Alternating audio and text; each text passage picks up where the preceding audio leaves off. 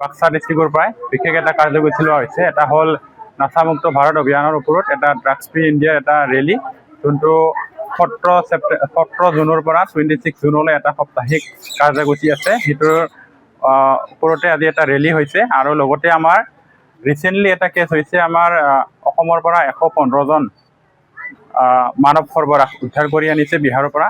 সেইকাৰণে আমাক অসম চৰকাৰে এটা নিৰ্দেশ দিছে কি মানৱ সৰবৰাহ,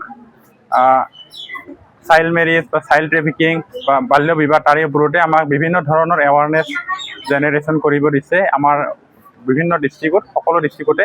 সেই মৰমে আজি আমি চাইল্ড মেৰিজ, চাইল্ড ট্ৰেফিকিং, বাল্য বিবাহ, মানৱ সৰবৰাহ সেইবোৰৰ ওপৰতো এটা ৰেলী কৰা হৈছে, যাতে আমাৰ এই অঞ্চলৰ মানুহবোৰ সজাগ হয় আৰু সেনেকুৱা যাতে বলি নহয়।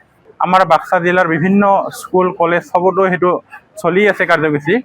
আৰু লগতে আমিও ডিষ্ট্ৰিক্ট হিচাপে বিভিন্ন ঠাইত কৰিছোঁ, স্কুলত কৰিছোঁ, কলেজত কৰিছোঁ, ক'ৰবাত মাৰ্কেট এৰিয়াত কৰিছোঁ। সেনেকৈ যোৱাকালিও এটা আমাৰ ষ্ট্ৰীট প্লে আছিলে, এই চালবাৰী চাব ডিভিজনৰ আণ্ডাৰত চালবাৰী কলেজত উদ্বোধন হৈছে আৰু আমাৰ চালবাৰী টাউনত হৈছে, স্কুলত হৈছে।